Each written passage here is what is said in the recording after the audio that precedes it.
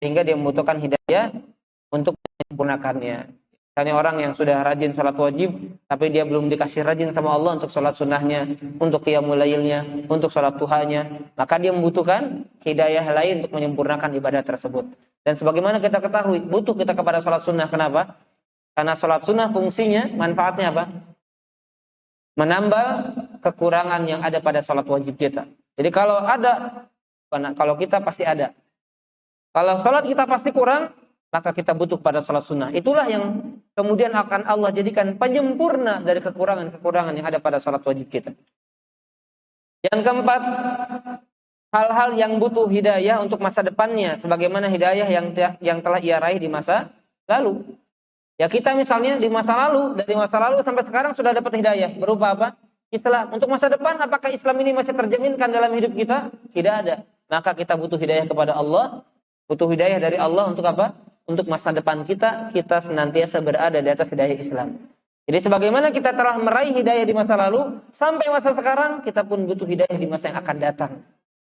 Allahumma ya muqallibal qulub, tsabbit qulubana ala dinik.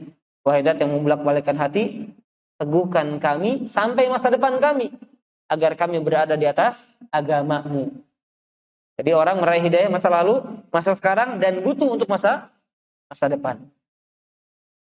Baik, kemudian hal-hal yang berkenaan dengan keyakinan hatinya yang bertolak belakang jauh dengan keyakinan yang semestinya. Jadi ada seseorang yang meyakini sesuatu ternyata salah, maka keyakinan tersebut harus diluruskan. Dan banyak ya orang yang masih tatayur, orang yang masih menganggap orang-orang yang dekat dengan Allah atau disebut dengan wali-wali Allah, ternyata bisa diminta sebagai sarana agar doanya dikabulkan.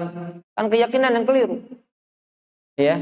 Apalagi jelas dia misalnya sudah mati, sudah berada di liang lahat, tapi diminta-minta, maka keyakinan-keyakinan yang salah ini dia butuh hidayah untuk Allah Subhanahu wa taala tunjukkan kepada keyakinan yang benar. Kemudian hal-hal yang merupakan bagian dari jalan hidayah dan ia mampu untuk menempuhnya, namun ia tidak mempunyai keinginan kuat untuk mengerjakannya. Jadi dalam hati, saya bisa ini, tapi kekuatan untuk mengerjakannya belum punya. Maka apa? Maka dia butuh hidayah, kekuatan dari Allah Subhanahu wa taala agar Allah memberikan kekuatan dalam mengamalkannya. Banyakkah kita mampu sesuatu tapi seolah-olah tubuh kita atau keinginan kita enggak kuat untuk mengerjakannya? Banyakkah? Banyak banget. Pengen ini, pengen belajar ini, pengen bisa ini. Mampu sebetulnya, tapi apa? Keinginan kuatnya enggak ada. Maka kita butuh hidayah dari Allah untuk keinginan kuat tersebut. Makanya dalam ibadah, sebagaimana yang pernah kita sampaikan dalam kitab Ta'zimul Ilmi, ya kalau ingat, ibadah itu kan 3 ya. Apa saja? Fillah, di jalan Allah. Lillah, karena Allah. Dan billah, butuh pertolongan Allah. Jadi orang itu harus menempuh jalan Allah, itu fillah. Dan ketika dia menjalankan perintah Allah di jalan tersebut, harus lillah, harus karena Allah. Dan itu semuanya nggak bisa diraih kecuali apa? Billah. Makanya ucapannya la haula wala quwata illa billah. Nggak bisa, kita nggak kuat. Kita nggak akan mampu kalau Allah nggak tolong kita. Makanya billah ibadah, butuh pertolongan Allah. Coba banyak orang menginginkan sesuatu tapi dia nggak sanggup. Berarti apa? Allah belum kasih kekuatan kepada dia untuk meraih apa yang dia niatkan atau yang dia inginkan. Ini orang misalnya orang pengen ninggalin rokok, mampu nggak sebetulnya? Mampu, bohong kalau nggak mampu. Tapi kenapa Allah belum kasih kekuatan kepada dia untuk meninggalkan? Coba mampu nggak sebetulnya? Mampu, cuma keinginan kuatnya Allah belum kasih. Makanya butuh apa? Butuh hidayah Allah Subhanahu Wa Taala. Dan banyak yang sudah ngaji gitu ya, banyak. Ya tapi kalau saya tidak menghakimi karena memang ada sebagian orang yang butuh proses. Tapi tetap, yang dosa, yang salah kita luruskan. Adapun dia berproses ya, urusan dia dengan Allah Subhanahu wa taala. Maka saya selalu menasihatkan ya. Karena dulu kita juga mantan begitu, dari kecil bahkan saya selalu tanya ya kepada para perokok itu, "Bapak mulainya kapan?" Terus yang ngerokok itu, "Oh, SMP, saya kelas 5, Pak. Kelas 5 SD saya sudah ngerokok." Saya bilang begitu. Tapi saya mampu. Kenapa? Allah memberikan kemampuan. Jadi pertama kali yang Bapak tempuh apa? Minta sama Allah kalau pengen berhenti. Jujur sama Allah. Jangan mengandalkan, oh coba dulu 3 hari, coba dulu. Minta sama Allah. Kalau minta sama Allah, jujur, mungkin kalau Allah nggak kabulkan. Semuanya. Ya, antum punya keinginan kuat, ingin istiqomah dalam qiyamul lail. Kalau Ramadan full 11 rakaat setiap harinya, sepenuh bulan mampu. Lepas Ramadan gimana? Betul atau tidak? Berat. Padahal mampu atau tidak? Mampu. Sebulan kita nggak libur kok. Bagi yang nggak libur ya. Sebulan nggak libur, tapi setelah itu tidak. Dan Anda ingatkan juga, tidak terasa 2 bulan lagi kita akan berjumpa dengan bulan Ramadan kalau Allah sampaikan usia kita kepadanya. Yang belum khatam Quran, malu sama Allah. Khatamkan Quran. Sekali, 2 kali. Ya minimal sekali lah. Walaupun harusnya setiap bulan, tapi yang belum khatam Quran Anda nasihatkan, segera khatamkan Quran. Karena bukan jalannya Rasul, bukan jalan para sahabat orang menghatamkan, apalagi kalau di tengah orang awam, Pak, yang penting seumur hidup pernah sekali, itu udah bangga banget itu. Sering saya tanyakan, udah pernah khatam? Udah sekali terus, udah sekali aja. Sisanya baca Quran tapi nggak pernah khatam-khatam tuh. Balik lagi, padahal Quran dikhatamkan. Ya bagaimana orang itu akan mendapatkan petunjuk, Pak? Padahal sumber petunjuknya Quran, ditinggalkan, gimana mau dapat hidayah? Betul nggak, Pak? Sumber petunjuknya apa kita, Pak? Quran. Zalikal kitabu la raiba fihi hudal lil muttaqin. Ini sumbernya. Mau dapat hidayah jauh dari Quran, mustahil. Mustahil dapat hidayah yang sempurna. Kalaupun dia dapat hidayah, tadi hidayah global, tapi rincian yang nggak dapat. Kenapa? Karena dia jauh dari sumbernya. Baik, ikhwani wa akhwati fillah rahimani wa rahimakumullah taala. Yang berikutnya terakhir yang ketujuh, Pak ya. Yang ketujuh sudah atau belum? Sudah.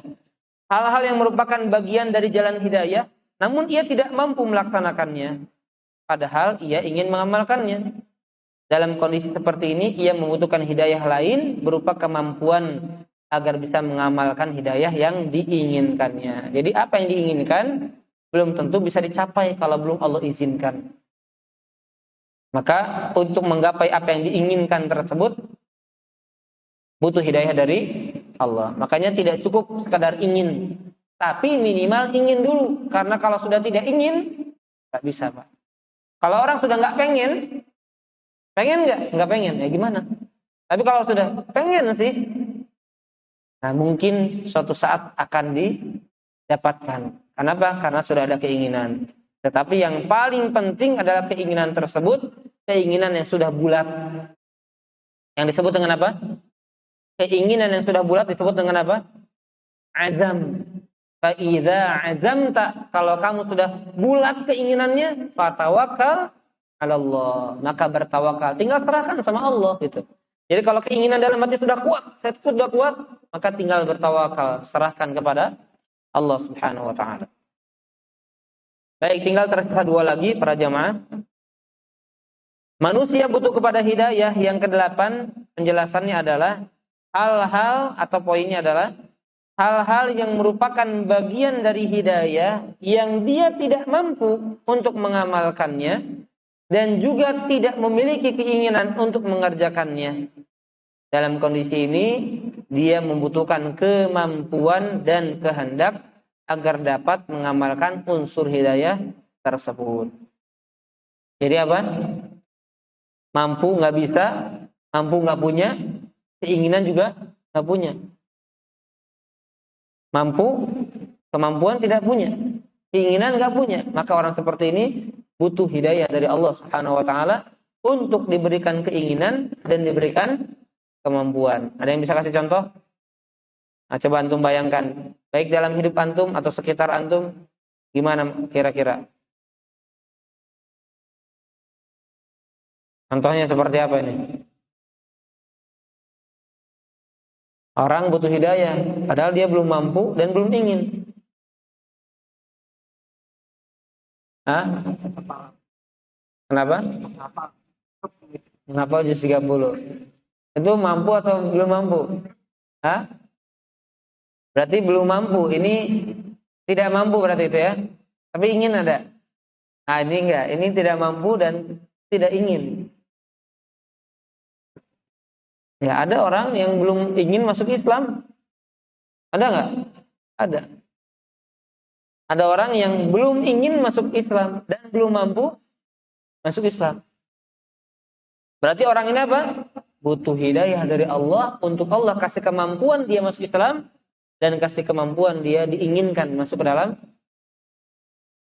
Baru berapa pekan lalu kalau nggak salah para jamaah. Inilah hidayah para jamaah ya. Jadi jangan nebak-nebak orang nggak dapat hidayah, jangan. Karena kita nggak tahu hidayah itu benar-benar murni milik Allah dan rahasia Allah. Ada petinju para jamaah, termasuk petinju dunia juga. Kelas ringan, antum tahu yang masuk Islam kemarin-kemarin, yang full tato orangnya, bagus tinjunya, saya sering lihat, dan dalam hati saya bilang, orang kayak gini nggak masuk Islam. Masuk Islam ternyata Pak, pas dengar kabar masuk Islam, langsung saya merasa, bukan merasa ditampar lagi, merasa dipukul dada. Astagfirullahaladzim, ini orang pernah dalam hati saya bilang, ini orang kayak gini nggak akan masuk Islam nih. Justru orang maaf ya, justru seperti siapa? Ronaldo ya. Sering kan orang mudah-mudahan masuk Islam ya. Tapi nggak Islam kan sampai sekarang, betul nggak? Ini orang lebih parah lagi, full tato, petinju, pemabuk dan lain sebagainya. Masuk Islam. Ada petinju Amerika, nggak usah silakan di searching ya, di googling. Itu pernah saya bergumam dalam hati. Ini maksudnya rahasia hidayah milik Allah itu begitu. Orang kayak gini tampilannya nggak masuk Islam deh. Ya saya bukan menghakimi akan masuk neraka. Ternyata pas dengar berita orang itu yang saya anggap masuk Islam. Ya, jadi karena begitu orang yang ini dekat mulai Islam nih, bisa jadi seumur hidup dia nggak masuk Islam. Bagaimana siapa? Pamannya Abu Thalib. Kelihatannya masuk Islam nggak? Kelihatannya secara zahirnya akan masuk Islam. Makanya Nabi begitu semangat. Kenapa? Dibela Nabi dakwahnya, dilindungi dakwahnya oleh siapa? Pamannya. Dan percaya Nabi sebagai Nabi. Coba apalagi kurangnya? Kurangnya apa? Tinggal hidayah dari Allah itu. Zahirnya udah Islam lah istilahnya. Bela, melindungi dan meyakini Nabi sebagai ponakannya sebagai Nabi dan utusan Allah Subhanahu Wa Taala. Kenapa? Karena tahu ponakannya nggak bohong ini, bukan penyihir, bukan penipu, bukan pendusta, Nabi dia. Tapi ketika dakwahi Allah nggak kasih itu. Allah nggak kasih hidayah. Nah, jadi ada orang nggak mampu, nggak ingin, maka dia butuh apa? Butuh dimampukan Allah dan butuh diinginkan oleh Allah Subhanahu Wa Taala. Baik, yang terakhir para jamaah, hal-hal yang merupakan bagian dari hidayah dan ia telah melaksanakannya sesuai hidayah. Baik dari segi keyakinan, keinginan maupun amalan. Jadi sudah sesuai hidayah. Keinginannya, keyakinannya, dan amalannya. Dalam kondisi ini ia tetap membutuhkan hidayah lainnya, yaitu agar ia bisa konsisten dalam mengamalkannya. Hidayah istiqomah. Seperti siapa contohnya? Seperti apa dan seperti siapa contohnya para jemaah? Nah, coba kasih contoh. Seperti apa dan seperti siapa contohnya? Amalannya sudah sesuai, keyakinannya sudah sesuai, keinginannya sudah sesuai. Tinggal butuh konsistennya. Seperti siapa? Hah? Seperti kita? Amalannya nggak tahu kita. Seperti siapa? Seperti ya, contoh pertama Nabi kita Muhammad SAW. Ya, karena sahabat nggak sempurna, Nabi sempurna. Makanya rahasia di balik Nabi walaupun Nabi tetap sholat, tetap doa. Kenapa? Karena kekonsistenannya itu ya Allah yang pegang. Makanya Nabi tetap berdoa ihdinas shiratal mustaqim, bukan berarti Nabi belum dapat hidayah. Paham para jamaah? Ketika Nabi berdoa dalam doanya ya muqallibal qulub atau ihdinas shiratal mustaqim, Allahumma inni as'alukal huda wat tuqa, ya Allah, aku mohon kepadamu hidayah. Selain untuk diri beliau dan selain untuk doa ini untuk dijadikan contoh untuk umatnya. Kenapa? Karena butuh konsisten sampai seumur hidupnya. Ya, jadi para jamaah ini sekaligus membantah syubhat kepada orang yang dianggap ahli tafsir yang pernah menyampaikan sebuah statement yang mengerikan. Yang pernah menyampaikan sebuah statement, pernyataan yang sangat mengerikan yang mengatakan Nabi juga belum pasti dapat hidayah. Alasannya apa? Karena Nabi dalam sholatnya masih berdoa, ihdinas siratal mustaqim. Ya Allah, tunjukilah kami jalan yang lurus. Berarti Nabi juga belum sempurna hidayahnya. Itu alasannya. Sehingga ditafsirkan dengan akalnya yang sempit, dengan logikanya yang kacau, dengan apa? Dengan kata-kata Nabi juga belum dapat hidayah. Makanya masih minta hidayah sama Allah. Padahal nih lah, kata Ibnu Qayyim apa? Orang yang keinginannya sudah sesuai. Apa yang dilakukan Nabi semuanya diridhoi Allah atau tidak? Diridhoi Allah semua. Sempurna, nggak ada orang yang paling sempurna, yang paling bertakwa, yang paling beriman melebihi Nabi kita Shallallahu Alaihi Wasallam. Tapi kenapa masih berdoa? Untuk konsisten. Karena Nabi sekalipun Nabi tetap mengatakan apa? Inna, sesungguhnya quluba bani Adam, kata Nabi. Sesungguhnya hati-hati anak Adam, dan ini umum. Baik hati manusia biasa atau manusia yang dijadikan sebagai Nabi dan Rasul. Inna quluba bani Adam, sesungguhnya hatinya anak Adam semuanya baina usbu'aini min asabi'ir rahman, ada di antara jari daripada jari jemari Allah. Yuqallibuha kaifa yasha, Allah Subhanahu wa taala membulak-balikan sesuai dengan kehendaknya. Faman asya'a aqamah, barang siapa yang Allah kehendaki maka Allah istiqomahkan. Faman asya'a azaghah, dan barang siapa yang Allah kehendaki Allah palingkan. Jadi sesuai kehendak siapa? Allah. Makanya Nabi masih berdoa untuk konsisten di atas kebaikan. Nah, begitu ya para jamaah azan ya Allah ya kemajma'in.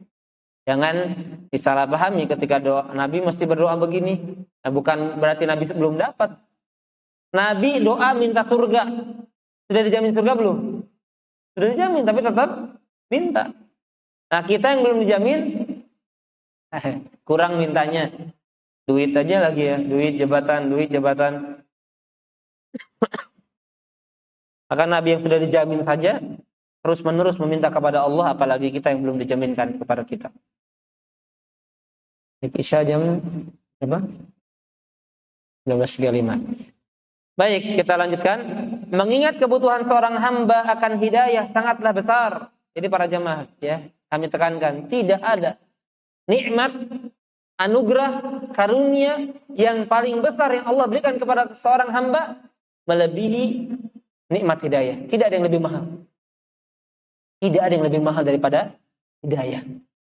Dikasih kaya bagaimanapun, dikasih sehat bagaimanapun, dikasih kuat bagaimanapun, kalau Allah nggak kasih hidayah percuma. Sengsara hidupnya. Tapi kalau sudah dikasih hidayah bagaimanapun kondisinya, nikmat hidupnya. Baik. Maka itulah karena seorang hamba itu paling butuh kepada hidayah, maka itulah Rabb yang Maha Penyayang mewajibkannya untuk memohon hidayah itu kepada Allah sepanjang siang dan malam dalam konteks penghambaan yang paling baik, yaitu dalam sholat wajib. Nah gitu jemaah, lihat, karena saking besarnya kebutuhan seorang hamba terhadap hidayah Allah, sampai-sampai Allah wajibkan hamba itu minta hidayah sama Allah pagi, siang, malam. Dan kapan minta hidayahnya? Dalam kondisi yang paling baik, yaitu dalam sholat. Jadi Al-Fatihah ini mengajarkan kepada kita, ternyata doa minta hidayah itu sampai-sampai hukumnya apa? Wajib. Karena orang yang gak baca atau gak doa minta hidayah, maka dosa berarti dia. Dan sholatnya gak sah. Ya, jadi diwajibkan doa ini. Yaitu di dalam sholat wajib 5 waktu yang dilaksanakan secara berulang-ulang. Karena seorang hamba sangat membutuhkan hidayahnya. Kemudian Allah Subhanahu wa ta'ala menjelaskan bahwasanya jalan orang-orang yang mendapat hidayah itu berbeda dengan jalan orang yang dimurkai, yaitu kaum Yahudi, dan jalan orang yang sesat. Jadi kesimpulan berikutnya para jamaah, manusia itu terbagi menjadi apa? 3 golongan. Orang yang mendapatkan kenikmatan, yaitu orang yang mendapatkan hidayah. Dia dapat ilmu dan mengamalkannya. Ini orang yang paling sempurna kenikmatannya. Orang dikasih hidayah, kemudian dia mampu mengamalkannya, ya, dia mampu mengilmuinya dan mampu mengamalkannya. Yang kedua, orang yang tersesat. Kenapa? Karena nggak dikasih hidayah. Sehingga mereka mengamalkan tidak sesuai dengan petunjuk, sesat. Mereka tidak mengetahui dan tidak mengamalkannya. Yang ketiga, orang yang dimurkai oleh Allah. Kenapa? Karena mereka mengetahui hidayah, tapi mereka tidak diberi taufik untuk mengamalkan tuntunan hidayah tersebut. Seperti orang-orang Yahudi. Jadi orang Yahudi itu adalah orang-orang yang dikasih ilmu sama Allah. Makanya orang-orang yang tahu Muhammad Shallallahu Alaihi Wasallam itu seorang nabi, siapa? Orang Yahudi, Pak. Walaupun dalam umat Nasrani sama. Tapi dulu orang-orang Yahudi mengetahui tanda kenabian Muhammad Shallallahu Alaihi Wasallam itu jelas. Bahkan pengenalan mereka kepada Nabi Muhammad Shallallahu Alaihi Wasallam sebagaimana mereka mengenali anak-anak mereka sendiri. Siapa orang tua yang tidak kenal dengan anaknya? Alladzina atainahumul kitaba ya'rifunahu kama ya'rifuna abna'ahum. Dalam surat Al-Baqarah di awal-awal juz yang kedua. Orang-orang yang diberikan Alkitab, itu kata Allah, ya'rifunahu, mereka mengenali Muhammad sallallahu alaihi wasallam kama ya'rifuna abna'ahum, bagaimana mereka mengenali anak-anak mereka sendiri. Tapi tahu, hanya saja tidak mau mengakui. Sehingga apa?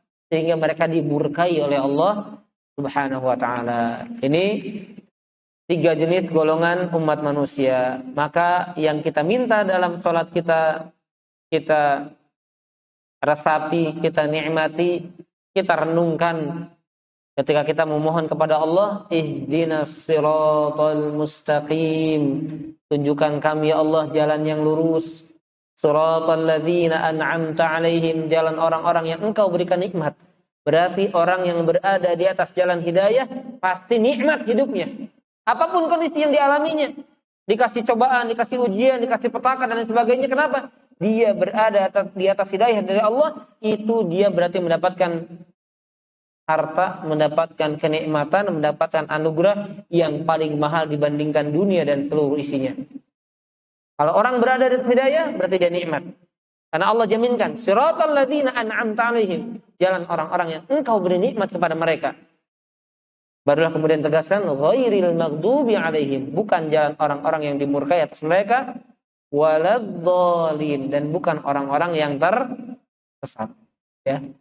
Maka para jemaah, sebagai pengingat juga, ketika imam membaca, atau kita sebagai imam, atau kita sebagai makmum, atau kita sholat munfarid, sholat sunnah dan lain sebagainya, sampai pada ayat ini jangan sampai kosong hati kita seolah-olah bukan doa, kemudian otomatis ucapkan amin. Renungkan dan munajatkan doa ini, bahwa kita benar-benar butuh terhadap hidayah dari Allah, bahwa kita benar-benar meminta, bermunajat, mengemis kepada Allah Subhanahu wa ta'ala, fakir kepada Allah Subhanahu wa ta'ala, butuh. Jangan belum aja gitu, Pak. Waladhdallin, amin. Ya, imam baca, kita nggak ikut baca misalnya. Kalau kita ikut mazhab yang tidak baca, maka kita aminkan yang sebelumnya kita renungkan kalau kita sedang meminta hidayah kepada Allah Subhanahu wa ta'ala. Permintaan yang paling dibutuhkan oleh semua hamba Allah Subhanahu wa ta'ala. Baik. Para jamaah azani Allah wa yakum ajma'in. Kemudian berikutnya aspek ubudiyah dalam pengucapan amin. Ya. Amin. Ini ingat ya, jangan salah dalam ucapan amin, karena ini hukumnya wajib, bahkan bisa batal kalau orang salah mengucapkan amin. Dan ini nggak ada unsur politik, nggak ada ya. Nggak diganti jadi qabul, nggak ada. Ya, nggak ada unsur politik. Amin itu hanya berapa harokat? 2 harokat saja. Minnya bisa 2, bisa 4, bisa 5. Amin, amin, amin. Nggak boleh? Amin. Nah, cuplikan yang boleh itu kan gitu ya. Amin. Nah, itu nggak boleh itu. Nggak boleh. Kalau dipakai dalam sholat nggak boleh. Karena panjangnya harus benar. Karena kalau salah panjang, coba ini yang sudah dapat ilmunya. Kalau bacaannya amin, apa artinya? Amin. Hah? Ada yang tahu? Amin. Ada yang tahu? Amankan. Amin. Kemudian ada yang kalau mengucapkan amin, artinya apa? Waladdallin. Amin. Artinya apa? Salah satu sifat Nabi yang terkenal. Sidik. Amin. Apa amin artinya? Amanah. Waladdallin, amanah. Nyambung nggak? Nggak nyambung. Amin. Itu amanah artinya. Ada juga yang amin. Ada saya pernah dengar jelas sekali itu jamaah baca itu terus. Amin. Itu juga salah. Ada dalam surat Al-Maidah itu. Ayat yang kedua. Amin. Artinya apa? Orang yang sedang menuju. Tidak rusak maknanya. Makanya bisa batal sholatnya. Rusak sholatnya. Yang benar. Amin. 2 harokat. Kemudian setelahnya panjang. Amin. Jadi ada aturannya. Ya. Nah, ini hidayah secara rinci. Kalau orang kan dipermasalahin gitu dan yang penting amin apa susahnya sih? Nah, itu orang yang hidayah orang awam itu. Ya, hidayah orang awam yang taunya global aja. Baik, Allah mensyariatkan kepada para hamba untuk mengucapkan amin ketika memanjatkan doa di atas. Optimis dan yakin doanya dikabulkan oleh Allah Subhanahu wa taala dan meraih apa yang dimintanya. Jadi ucapan amin artinya apa? Ya Allah, kabulkanlah. Ya Allah, kabulkanlah. Dan ketika seorang mengucapkan amin, maka yakin dan optimislah kalau doanya akan diijabah oleh Allah Subhanahu wa taala. Sebagaimana halnya dalam setiap kita berdoa, maka optimis dan yakin Allah mengabulkan doa tersebut. Oleh karena itulah kedengkian orang-orang Yahudi semakin besar tatkala mereka mendengar kaum muslimin mengeraskan ucapan amin di dalam sholatnya. Jadi kenapa? Kenapa orang Yahudi dengki? Karena semakin keras berarti semakin banyak jumlah jamaahnya. Orang Yahudi itu takut kalau jamaah kaum muslimin yang datang ke masjid untuk sholat berjamaah semakin banyak. Sekarang diremehkan, kenapa? Yang sholat ke masjid dikit. Di sini alhamdulillah penuh sampai tadi saya di luar ya. Alhamdulillah nggak masuk, cuma kebagiannya di luar. Tapi subuhnya gimana? Penuh? Nah ya, coba kalau subuhnya. Jadi benar. Kalau kaum muslimin di subuh-subuhnya di setiap masjid kampung-kampungnya itu dipenuhi, khususnya oleh laki-laki yang Allah wajibkan untuk datang ke masjid, maka orang kafir semakin dengki, semakin takut. Ini hadis Nabi SAW, ya, sebagaimana diriwayatkan oleh Imam Bukhari dalam Al-Adab Al-Mufrad dan Imam Ibnu Majah. Tidaklah kaum Yahudi itu merasa dengki kepada kalian melebihi kedengkian mereka terhadap ucapan salam dan amin kalian. Jadi salam juga sama. Di antara syiar Islam adalah menebarkan salam. Jadi heran kalau ada orang Islam sama orang Islam lagi, pagi Pak, siang Pak. Bukan nggak boleh, bukan. Kita punya syiar sendiri loh. Apa itu? Salam. Walaupun di kantor, kenapa gengsi? Kenapa malu menyebarkan syiar Islam? Syiar itu kan syariat Allah yang nampak, yang memang harus ditampakkan. Assalamualaikum. Begitu Pak. Ya. Pagi. Oh, saya kalau ini suka kesal gitu. Antum muslim pagi, sore, malam. Kalau setelah Assalamualaikum pagi, nah silakan sabahul khair, masaul khair, dan lain sebagainya ada dalam bahasa Arab ya. Tapi yang ditampakkan adalah syiar Islamnya itu apa?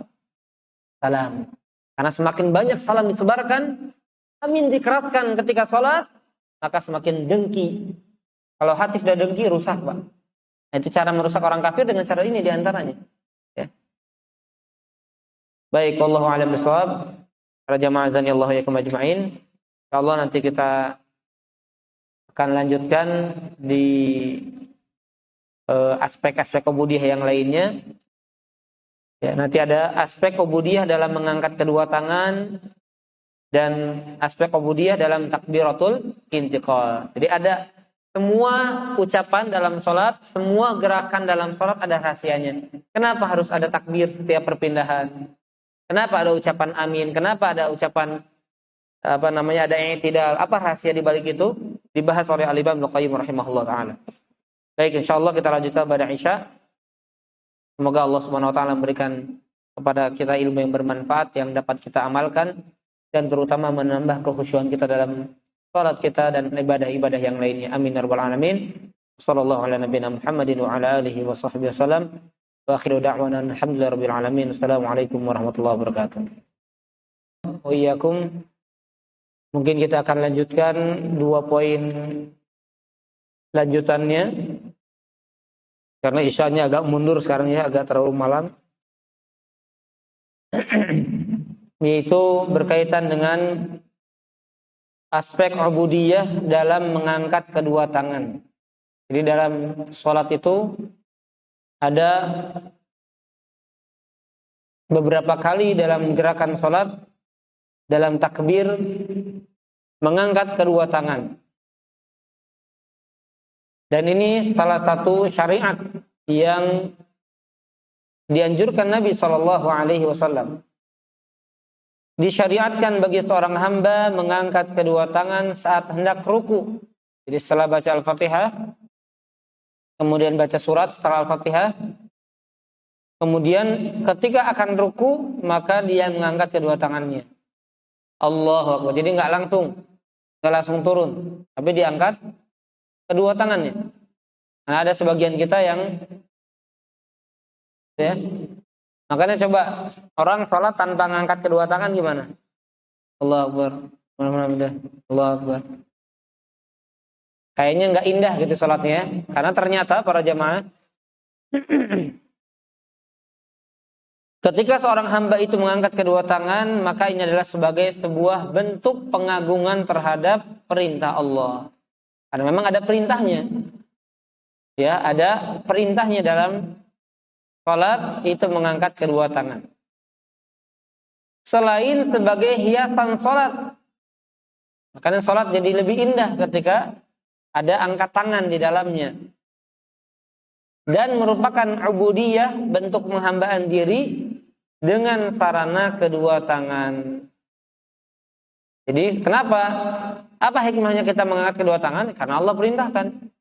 Karena diperintahkan Rasulnya SAW. Berarti seorang hamba itu menghambakan dirinya kepada Allah dengan dia melaksanakan perintah untuk mengangkat tangan. Jadi kalau kata Allah angkat tangan, ya angkat tangan. Kalau kata Allah jangan angkat tangan, ya nggak akan angkat tangan. Paham ya? Jadi hanya sekedar angkat tangan, itu pun sebagai bentuk penghambaan diri kepada Allah. Ibadah. Tapi angkat tangan seperti apa? Ya angkat tangan contohnya seperti angkat tangan yang dilakukan dalam salat. Maka caranya jangan ngesal. Yang penting angkat tangannya. Ya, sebagaimana halnya ubudiyah yang diimplementasikan oleh anggota tubuh lainnya demi meneladani sunnah Rasulullah Shallallahu Alaihi Wasallam. Jadi kenapa sih salat begitu? Ya karena Rasul begitu. Sallu kama ra'aitumuni sholli. Salatlah sebagaimana kalian melihat aku salat. Kenapa ruku begini? Kenapa angkat lagi? Kenapa sujud? Ya karena Rasul yang perintahkan. Jadi kalau Rasul nggak perintahkan begitu, ya nggak perlu ada. Nggak perlu melakukan sesuatu yang memang nggak diperintahkan karena hukum asalnya terlarang ibadah.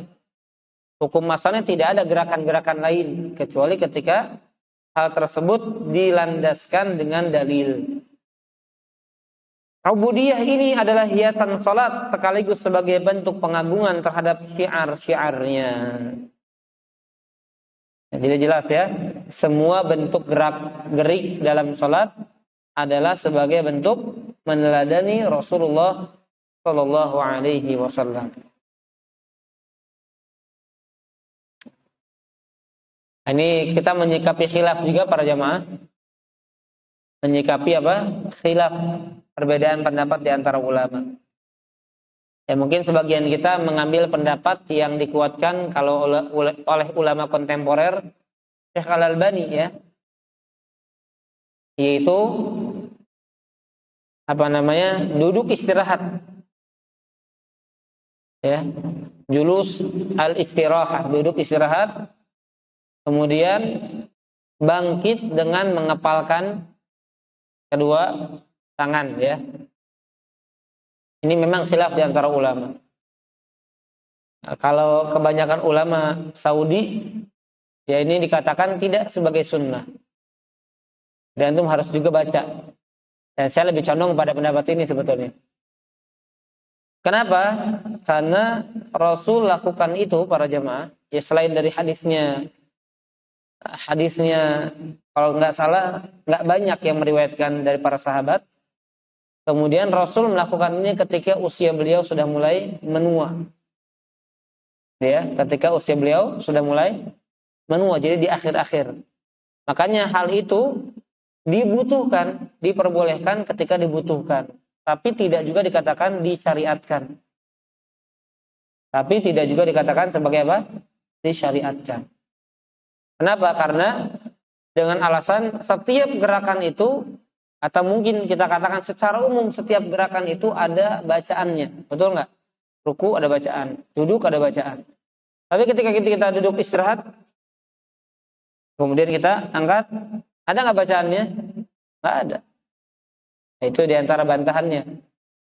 Jadi kalau dibutuhkan orang tua misalnya untuk angkat kan nggak bisa, orang tua tuh blok gitu ya. Bahkan untuk duduk istirahat dan naik pun rada ripuh gitu ya, mereng-mereng gitu ya. Anak muda kan langsung juga, bahkan kalau boleh salto mungkin ya, misalnya kuat gitu ya. Nah maka itu yang menjadi landasan mereka mengatakan tidak disyariatkan dan bukan sebagai sunnah. Walaupun ya khilaf di antara ulama, silahkan saja kalau mengambil pendapat yang sesuai sunnah, tapi harus banyak baca ya agar tidak dianggap oh ternyata ini satu arah saja.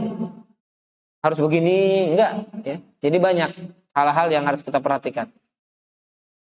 Baik para jamaah azanillahu wa iyyakum ajmain, dari hal ini ya, yang ingin saya sampaikan adalah maka lihat, kita perhatikan setiap gerak-gerik sholat kita, perhatikan kembali mana yang landasan dalilnya sahih, mana yang landasan dalilnya tidak sahih, yang sahih dilanjutkan, yang tidak sahih dikoreksi dan biasakan untuk ditinggalkan kalau yang tidak sahih.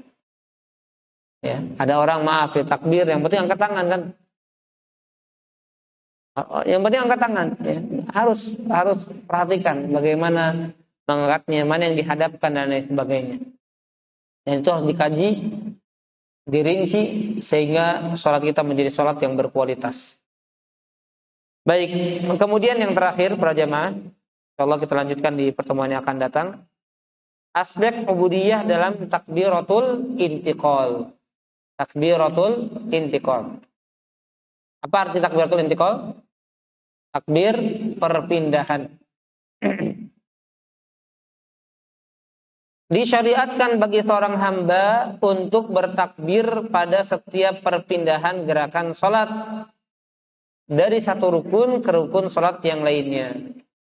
Sebagaimana talbiyah bagi pelaksanaan ibadah haji dari satu manasik ke manasik yang lainnya. Mengucapkan takbir adalah syiar salat, sebagaimana talbiyah adalah syiar haji.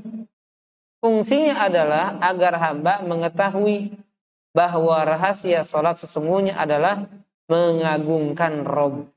Takbir artinya apa? Membesarkan. Allahu Akbar. Allah yang maha besar. Makanya dalam setiap gerakan secara umum isinya takbir. Kecuali Dari ruku menuju i'tidal saja, sami Allahu liman hamidah. Ya.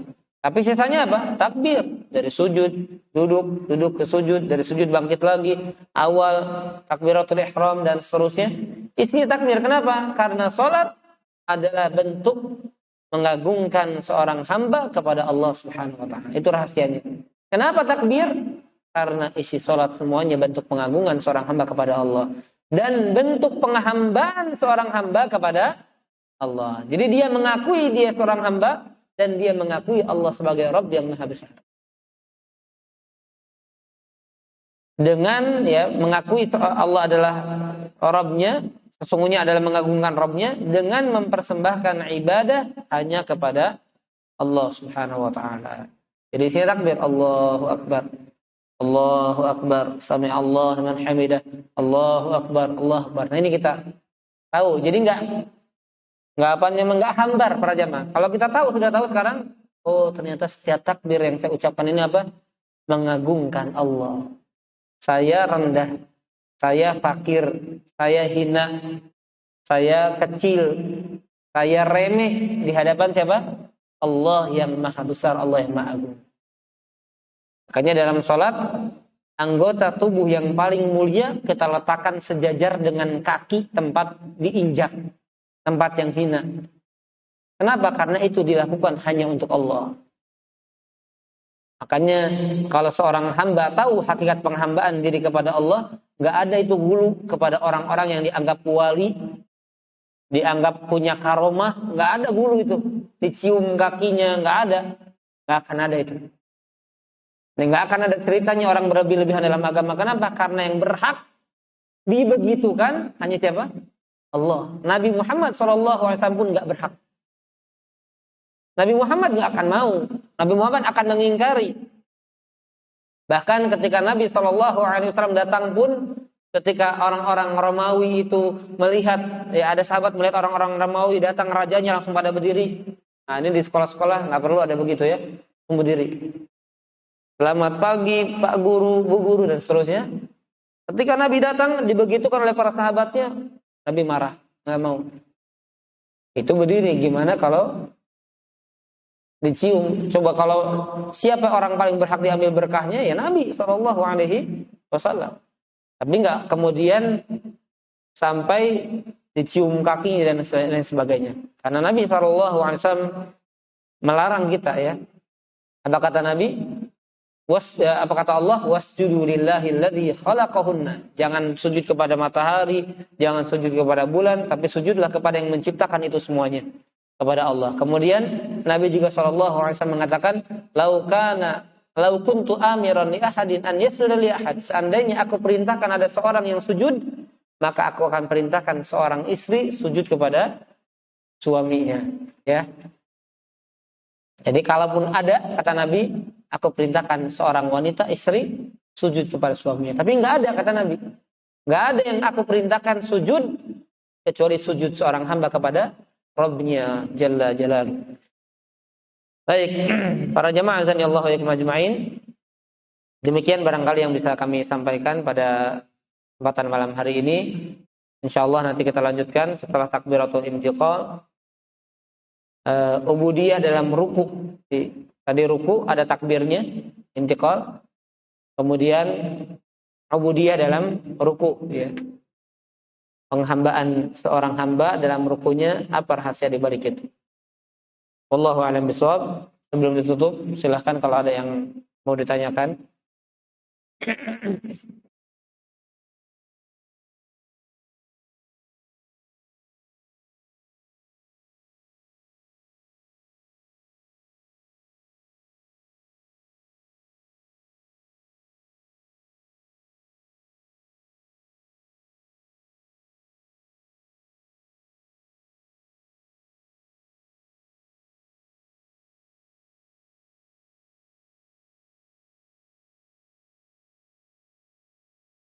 Ada yang tanyakan? Baik, tidak ada ya. Kalau tidak ada, kami cukupkan pertemuan kita pada malam hari ini. Syukran jazakumullah khairan katsira atas kehadiran dan perhatiannya. Mudah-mudahan Allah Subhanahu wa taala senantiasa memperbaiki kualitas iman, takwa dan ibadah kita, ketaatan kita kepada Allah Subhanahu wa taala. Dan mudah-mudahan Allah Subhanahu wa taala jadikan salat-salat kita salat-salat yang diterima di sisi Allah Subhanahu wa taala.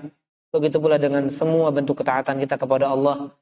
Karena yang paling penting dari ibadah adalah bagaimana ibadah tersebut menjadi ibadah yang mutaqabbala, ibadah yang diterima, bukan ibadah yang justru kita hanya mendapatkan letih, capeknya saja, hanya mendapatkan waktu-waktu yang terbuang saja dengan ibadah tersebut, ternyata tidak ternilai sebagai ketaatan di sisi Allah Subhanahu wa taala. Na'udzubillahi min dzalik.